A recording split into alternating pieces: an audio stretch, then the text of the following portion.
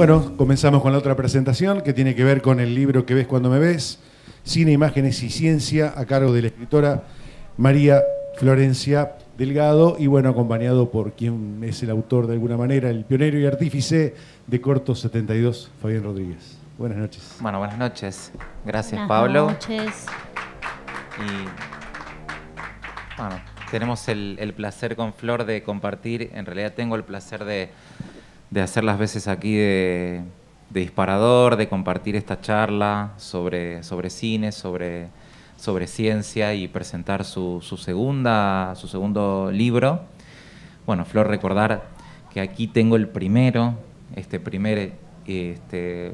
primera obra que también es una obra que circuló, una obra itinerante, que circuló por muchos lugares, por muchos espacios educativos, y siempre con esta inquietud de indagar sobre la imagen, sobre la construcción de la imagen, sobre qué ocurre justamente cuando una imagen nos interpela.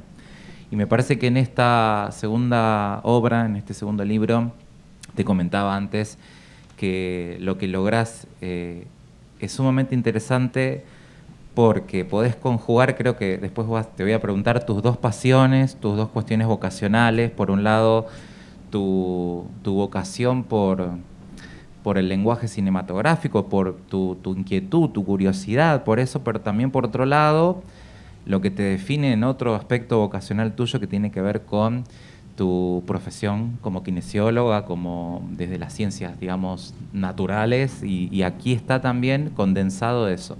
Y me parece que en el libro se logra amalgamar esto en un tono muy amigable, en una lectura muy amigable, pero que no por eso resigna rigurosidad científica en su construcción. Y también lo interesante y lo emocionante de esta obra es que nos permite acercarnos y volver a revivir esas películas maravillosas con las cuales hemos crecido y con las cuales significan y son parte de nuestro acervo audiovisual. Así que desde ese punto de vista, bueno, el punto de partida es ese. ¿Cómo fue que surgió esta construcción de donde se unen estas dos pasiones vocacionales tuyas, Flor? Bueno, muchas gracias, Fabi, por acompañarme. Me gusta estar siempre acompañada cuando presento porque no hay más feo que el tema de las presentaciones así monologuistas. El que ves cuando me ves es un libro de divulgación científica. En su momento a mí me había contactado Diego Alcolombé, que estaba dirigiendo Ciencia que Ladra, que era una colección del siglo XXI, una de las más exitosas que tenía Matemáticas Estás Ahí, de Paenza. Un poco por la convergencia que tenía yo, le parecía súper raro, porque yo aparte ejerzo, si bien hago las dos profesiones fuertemente, ejerzo también la medicina integrativa. Entonces le había presentado un boceto, le había copado la idea porque era bastante fresca. El libro va mucho más allá de la ciencia ficción, que es la primera unión con el cine. Y bueno, después de eso vino los años del neoliberalismo en Argentina, se achicó la colección y mi libro quedó por fuera. Entonces decido editarlo por UNR, que ya había editado el primero, UNR Editora. Y salió en febrero del 2020. O sea, un mes después, pandemia, crisis mundial. Yo tenía cerrado Feria del Libro, ECU en Rosario. La idea era un libro divertido, a mí me divirtió, por más que es un libro para ñoños, yo siempre digo que es un libro de ñoñis. Con el tercer libro que salió en estos días, ebook, y próximamente es más popular, tiene está en Netflix. Así que, bueno, agradezco la oportunidad porque es la primera vez que presento el libro. El segundo que quedó como hijo del medio. Fabián me va a decir qué escribí en este libro, porque yo recién me estaba comentando, me encanta cuando las personas leen, porque siempre me dicen cosas de las obras que yo no las pienso o no las tengo en cuenta. Por ejemplo, el tema de que todo el tiempo hay escenas o hago referencia a las películas. Entonces, me parece más interesante. Es más, me gusta más escuchar a la gente hablar de mi libro que yo hablar de mi libro, porque uno generalmente como aburre o se mete tanto en el tema que necesita ese otro tan importante para empezar a palanquear la información. Y este libro, si querés, empezamos por cualquier parte, pero... Sí, a mí me interesó mucho ya desde su introducción, cuando empezás a amalgamar esto que te decía antes de conceptos bastante duros por ahí, pero con hablar de persistencia retiniana, de hablar de cuestiones que si bien se desarrollan, que tienen que ver con teorías de la recepción, de la percepción y tantísimos otros conceptos más científicos. Me parece que siempre el tono que subyace tiene que ver con este amor que vos tenés por el cine, y que eso es lo que irradia en cada uno de los capítulos, me parece. Sí. Lo que pasa es que al ser de divulgación científica, la ciencia está fuerte en este, o sea, y no le escatimo información al lector, o sea, el lector se va a encontrar, lo puede leer un cinéfilo, pero por ejemplo, a quien le gusta la medicina o la biología le va a encantar porque tiene digamos, conceptos que, ya te digo, no escatimo en eufemismo o no hay una disminución de la información. Sí, por ejemplo, cuando hablas precisamente de lo que pasa, lo que nos pasa orgánicamente y lo vinculás con lo que nos pasa psicológicamente ante el visionado de una escena de suspenso. Es decir, bueno, a ver qué pasa ahí con el diafragma, qué pasa con...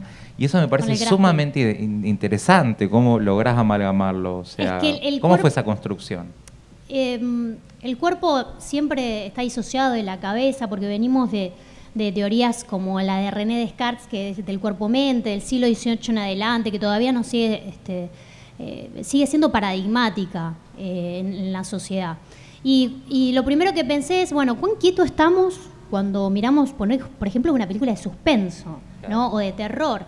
Y no estamos quietos, porque por dentro pasan un montón de cosas, hasta hay cambios en el tono muscular, hasta hay grasping. El grasping es cuando uno empieza a apretar los dedos, o sea, ese capítulo creo que arranco con la peli de la de Brad Pitt con Morgan Freeman, con Seven, la escena final. Yo ya le estoy spoileando el libro, no importa, cómprenlo igual. Obvio. Pero vamos a ir tirando puntas, así como... igual, el tema de los spoilers, desensibilicemos, no. Yo estoy en una campaña, está en Netflix, de campaña de sensibilización por el spoiler. Así que, bueno, ese capítulo arranco con esa escena final tremenda, la de la cabeza de la pobre Gwyneth Paltrow, que se la agarra en una cajita. Entonces, ese capítulo arranca como poniendo al espectador, al lector, perdón, porque parece como un pase de guión ese capítulo. Después, lo que igual me parece que también hay un anclaje con las teorías más del orden cultural y la construcción social. Por ejemplo, cuando también decidís comenzar este capítulo mencionando a una escena emblemática de Esperando la carroza, que creo que también todos tenemos un amor profundo. Y bueno, esta cuestión del reconocimiento, ¿no? La de Yo hago ravioles, ella hace ravioles. Exactamente. Ahí también indagás... En el capítulo 3. Me parece que te vas también por otras teorías y tomás ahí de las ciencias sociales, me parece, algunas cuestiones de cómo se construye... que esto lo que nos pasa colectivamente, ¿no? Cuando reconocemos una imagen, también en el inicio del libro vos mencionás algunas imágenes muy puntuales de nuestro acervo audiovisual, y también cómo eso fue evolucionando y cómo cambió desde la imagen analógica a la imagen digital. También me parece que esos son planteos, consideraciones muy interesantes que aparecen en el libro. Creo que mis 3 libros tienen una cuestión en común, es que parten de la realidad de esta realidad que le toca a la imagen, pasar desde lo analógico a lo digital, que es uno de los cambios más, creo que más dramático, no sé decirle dramático, pero un punto de inflexión en la imagen, que fue ese paso de lo analógico, donde las imágenes eran limitadas, donde circulaban en papel, donde pocos tenían cámaras fotográficas. Yo hoy la veo a Fer, que es fotógrafa, y puedo hablar del tema. O sea, hoy todo el mundo saca una foto y la digitalización de la imagen ha hecho que la imagen se democratizara, también se volviera caótica, vertiginosa, sistematizada y también nos empaste los ojos al día de hoy.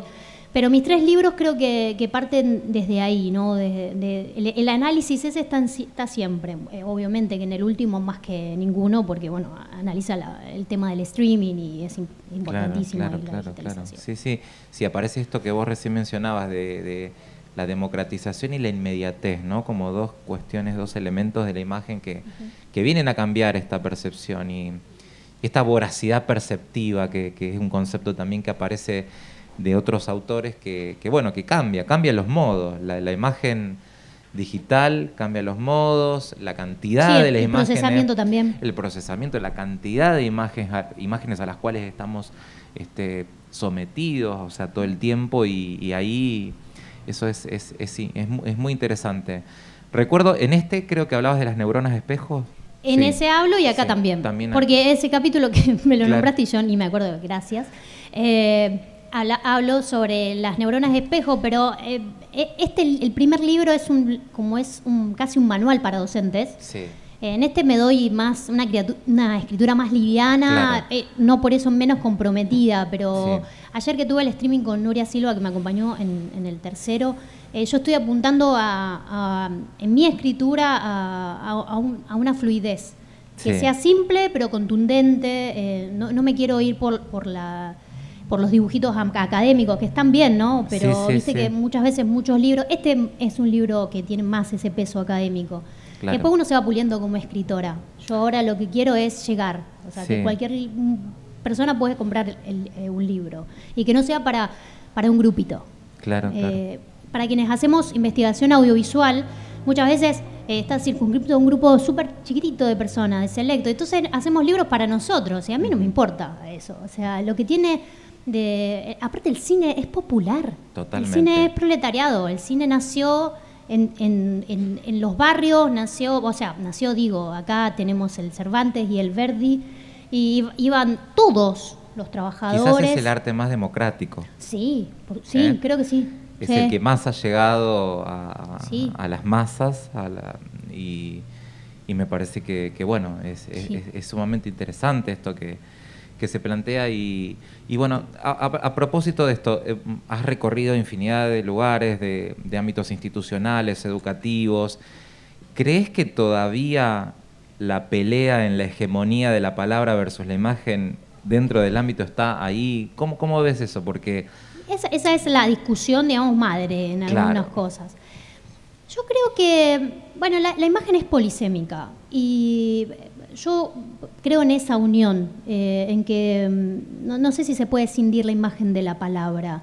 Esta cuestión de que la imagen una imagen vale más que 1000 palabras, para mí no existe, porque la palabra o la música o lo que sea siempre la está delimitando, siempre la está enriqueciendo y bueno, nada, hasta inclusive cuando vamos a una, qué sé yo, se me ocurre, ¿no? Una muestra fotográfica, estamos todo el tiempo abriendo el espacio a la palabra. Así que para mí es una discusión que ya está como, deberíamos dejarla en paz, como los spoilers. Claro, no, que seguro. Sí, no, a lo que me refería era que quizás en el ámbito institucional, específicamente, sobre todo la educación formal, sí, claro. Qué sé yo siempre a mis alumnos les digo, miren alrededor las imágenes. Había una época que en el Nacio, en la biblioteca, había unas imágenes, que estaba Shakespeare, Borges, Mercedes Sosa, y digo, no está Hitchcock acá. ¿Por qué no tenemos a Hitchcock? Y son de audiovisuales ustedes. Claro, ¿no? Entonces digo, todavía me parece que hay una fuerte hegemonía en el ámbito institucional, me refiero, obvio.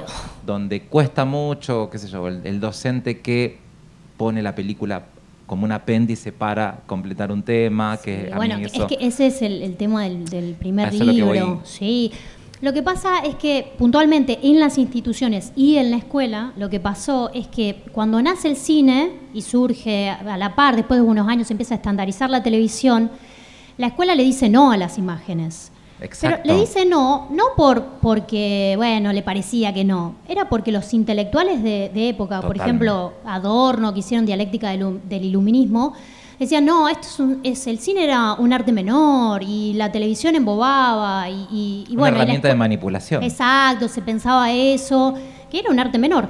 y que iba a desaparecer y que la escuela era como, también, viste que tenía esa la la cuestión escuela. iluminista. Claro, exacto. Y la escuela ahí se cierra las imágenes y después viene toda esta cuestión de la revolución, la digitalización y se empieza a meter en todos los intersticios. Totalmente. Y los pibes empiezan a ser nativos digitales. Entonces la escuela empieza a preguntarse, en los 2000, o sea, yo arranco esto 2009, ¿qué hacemos con las imágenes? Y ahí empieza a abrirse y le da paso y todavía viene retrasada. Sí. Recién en las currículas hace solo 10 años o que están presentes institucionalmente, pero está muy arraigado. Sí, pero está presente también muy extracurricular. Totalmente. Por lo que sé, yo como investigo y estoy todo el tiempo hablando con los docentes. Por ejemplo, acá en el profesorado no hay una materia de alfabetización audiovisual. Absolutamente. ¿Sí? No. Lo que está en las orientaciones específicas, como es la orientación de artes audiovisuales o de comunicación, pero todavía, por ejemplo, en lo que es la orientación comunicación hay una fuerte impronta de lo que es la lengua y la literatura, o sea, las materias afines que nada que ver, digamos. O sea que sí, pero tendríamos claro, que... entonces todavía la imagen, o sea, yo a esa cuestión de que todavía sigue hegemónica la palabra en el ámbito institucional, a pesar de que se va colando por estos intersticios, como decíamos, toda esta cuestión de la imagen. Pero bueno, es una batalla. Yo creo que es una batalla que hay que darla todo el tiempo, totalmente. Porque hoy un estudiante que no sale, o sea, que sale de la escuela y no puede dudar de la imagen, no puede preguntarse sobre la imagen, no puede analizarla, es un analfabeto en el mundo de hoy. Sí. En un mundo donde está la posverdad, donde circulan harta cosa. Comprender el encuadre, lo que deja afuera, a veces y lo que es está mucho. dentro. Sí, lo que se ve, pero a veces lo que no se ve es lo que define el encuadre. Bueno, ya se sabe que el encuadre es una decisión política. Total, sí. Y es interesante, y me parece que, bueno, siempre está esto presente. Bueno, y del tercer libro, ¿querés charlar un poco? Bueno, pero eso lo dejamos para el año que viene. ¿Qué tienen que hacer el año que viene? No, el tercero, después retomamos, pero lo presento, se llama Está Netflix, Hegemonías, Spoilers y otros interrogantes del área digital. Va a salir en noviembre mediante Homo Sapiens Ediciones. Así que nada, es un libro que analizo el tema coyuntural con las nuevas pantallas, las nuevas plataformas. Ahí ya me meto en un montón de cuestiones, series, mainstream, nada. Bien, pero, buenísimo. ¿Querés que abramos un poco a ver si alguien tiene ganas de charlar? No sé, si no seguimos nosotros. Mi mamá me saluda. Ah, bueno, bien, siempre. ¿Qué sería de nosotros? Eso es lo que tiene bueno las presentaciones en la ciudad, que te viene tu mamá a ver. No, a mí me interesa... bueno, ¿cómo fuiste, insisto en esta cuestión de cómo fuiste amalgamando todo ese acervo de películas que está presente? ¿Alguna en particular que a vos te guste de todos estos capítulos que quieras destacar? No sé, yo este libro lo escribí en una etapa muy personal mía. Sí. Entonces, y me ayudó mucho porque fue mi niña de 12, 13 años que iba a buscarla Conozca Más al kiosco el que estaba por San Martín, al frente de donde venden San Martín, entre Centenario y el Callejón Tortugas. Ahí había un kiosco de revista.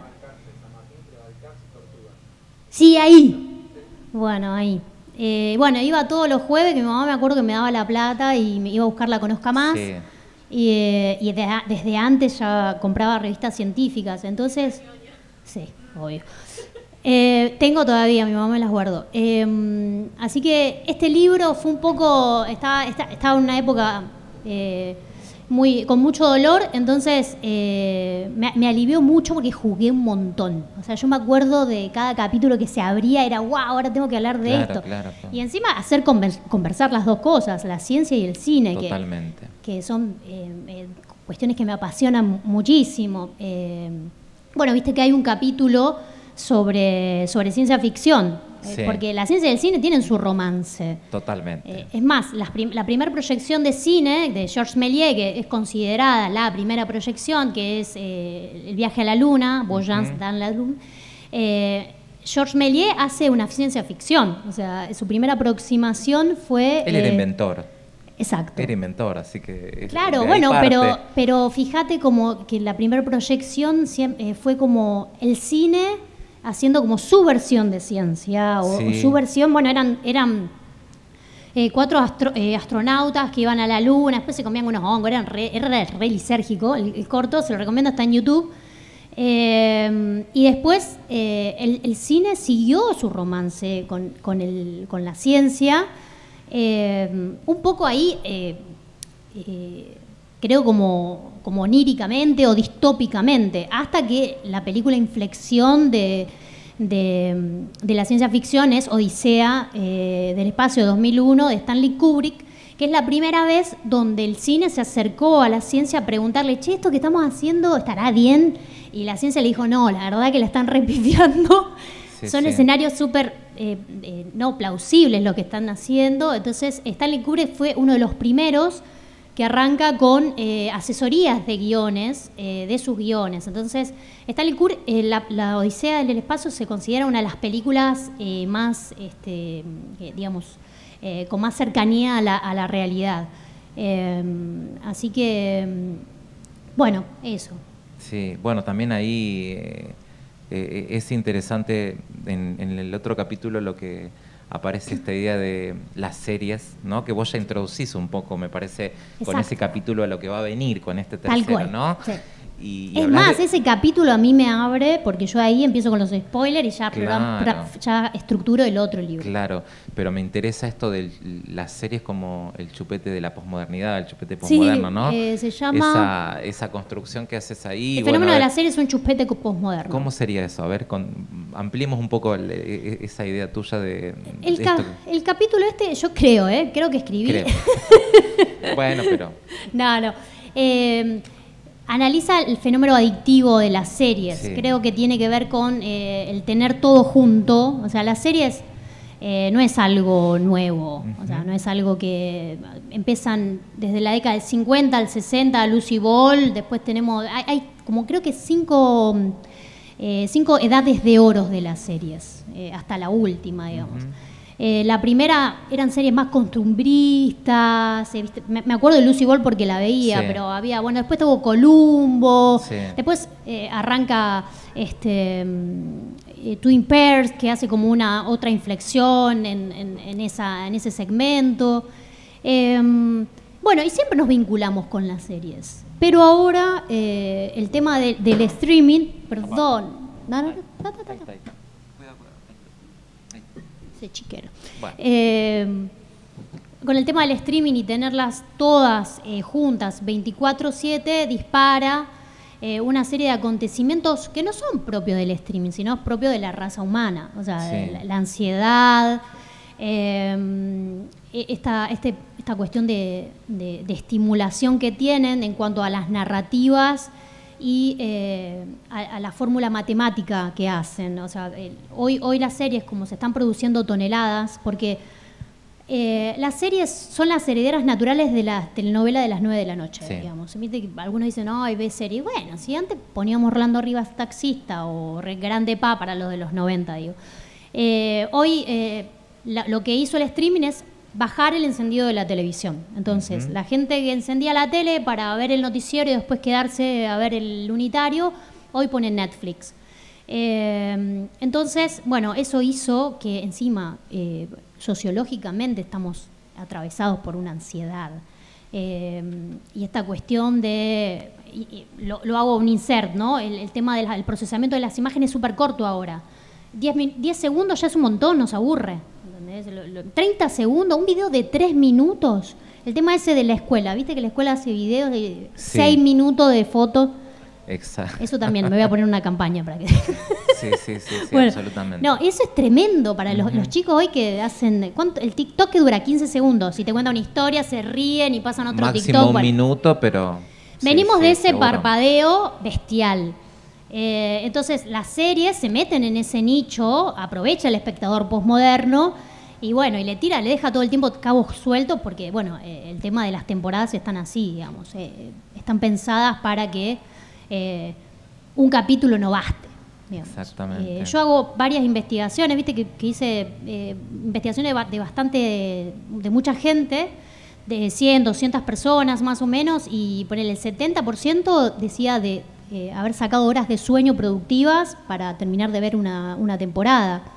Y ese es el mecanismo adictivo. ¿Y qué pasa ahí con, ya te interpelo más desde la ciencia, qué pasa ahí con ese cuerpo que decide esas maratones? Y digo, ¿cómo lo analizás? Funciona un poco el estímulo. Viste que hay como, en el libro menciono que hay científicos y médicos que se están metiendo en el fenómeno de las series, digo, en el consumo problemático de alguien que a lo mejor esté 10 horas viendo series. No sé, y ahora se levanta uno y dice, yo veo 10 horas. 14. Yo veo 14. Y acá hacemos una reunión de serieros anónimos. ¿Los realities cómo lo ubicás? ¿Con la serie ahí o no? Nada que ver. Y los reality, no sé, eso de la tele, ¿eh? No, ya en la tele no me meto. ¿Vos, Fabi, qué opinás de los reality? No, me parece que eso es un producto que sí, está bien, es de la tele y más, diría, de un fenómeno de lo que es la primera década del siglo XX. Me parece que hoy de hecho, los números dan, si entendemos dentro de los géneros lo que es más de la televisión tradicional. Me parece que eso cada vez retrocede más, o sea, es dramático. Los números indican de lo que es la televisión tradicional, cada vez sucumbe más ante lo que es las plataformas de demanda. Cualquier plataforma de demanda. Sí. O sea, nos concentramos en Netflix, que es lo hegemónico.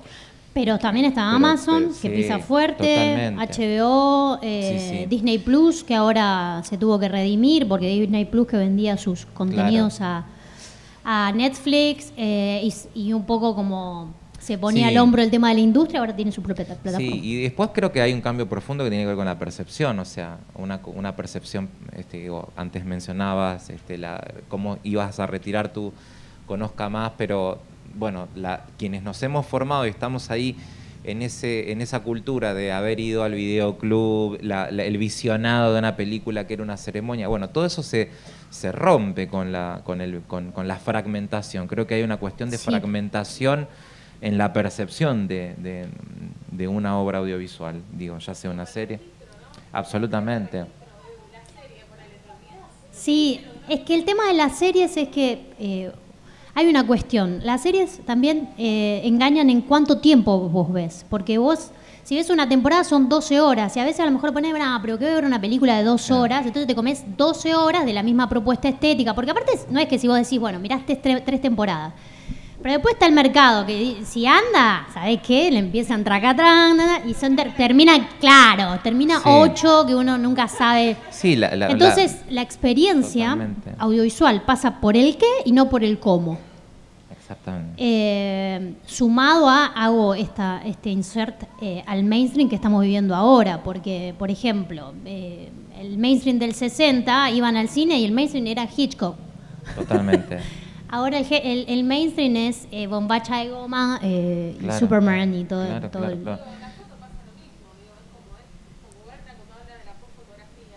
Habla un poco de eso, del tratamiento de imágenes y cómo se va perdiendo. Porque querés pensar en imágenes icónicas o películas icónicas, ¿te acordás? Podés nombrar un par. Total. Pero a la actualidad, desde ahora, y no sé, vi 250 series. Sí. Totalmente. Fotos icónicas que siempre son a raíz de cuestiones traumáticas incluso de la sociedad, pero te perdés. Sí, yo este libro arranca con el tema de la foto de Kim Puk. Arranco diciendo el ejercicio, si yo te digo 5 imágenes del siglo XX, vos me decís, y bueno, la bomba de Hiroshima, ahora el atentado a las Torres Gemelas. Ahora, elijamos 5 del siglo XXI que tiene, no sé, ¿cuánto tiene? 20 años. 20 años. Y vos decís, ¿cuál? Son memes. Sí, es que... Sí, o son memes, las fotos del siglo XXI son memes. Es la cultura efímera del meme, es una cultura que tiene que ver con eso, tiene que ver con la construcción, con algo del orden de lo efímero. Bueno, no sé, Flor, ¿querés plantear algo más? No, abramos si hay alguna pregunta, porque...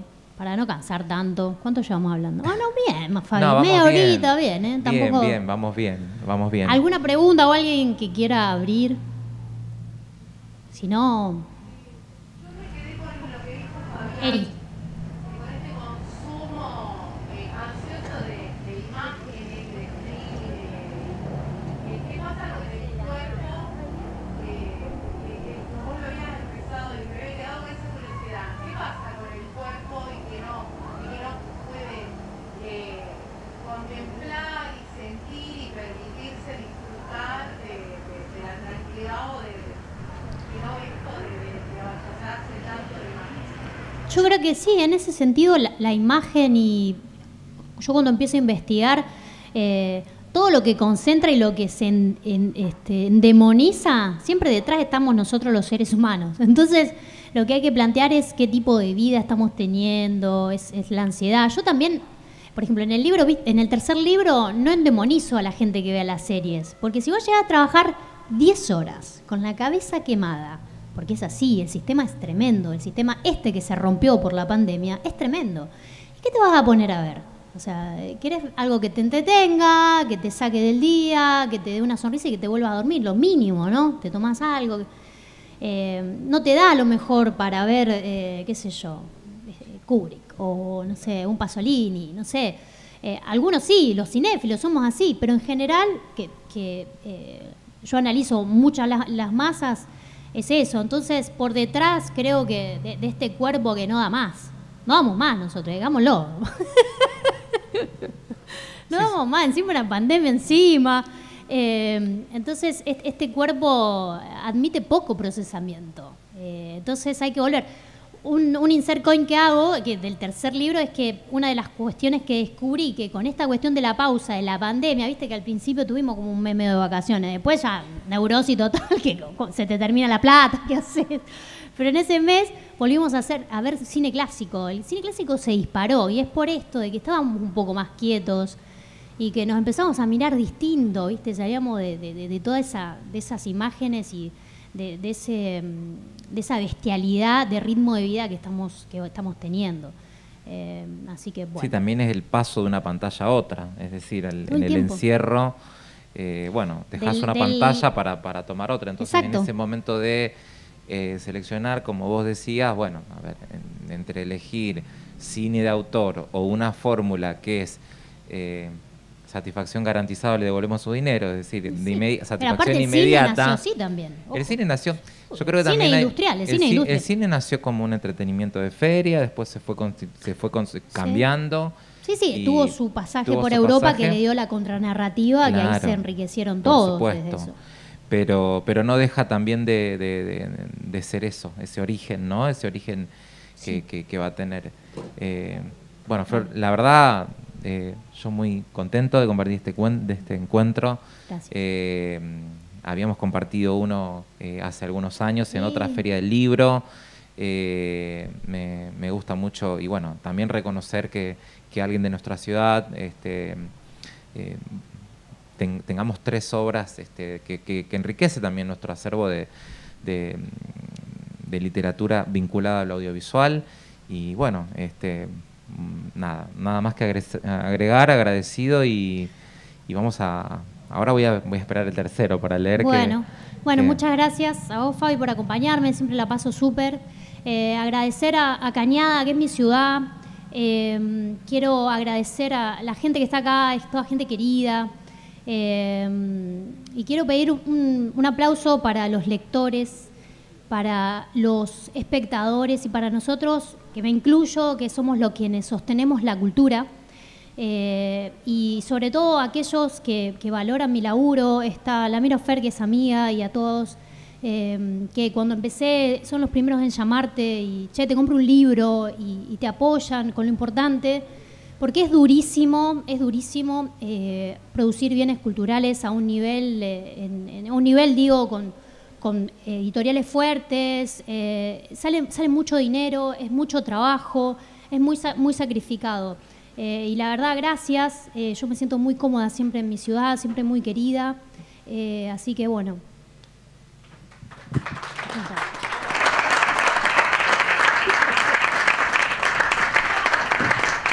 María Florencia Delgado. Paren, porque quiero hacer unas fotos con los anteojos. Gracias. porque me había olvidado. Y se lo llevan de souvenir, que es, le cuento un dato ñoño que a nadie le importa, pero a mí sí. Este libro tiene la tapa, en la tapa estaba Wanna Devil, que es la primera película 3D de la historia, que tienen, ven ahí que están con los 3D. Entonces hicimos el mismo diseño, pero en realidad con colores más de giallo italiano. Así que nos vamos a sacar una foto, todos con los anteojos, y me cumplen el sueño a mí de la... Lo único que les pido es...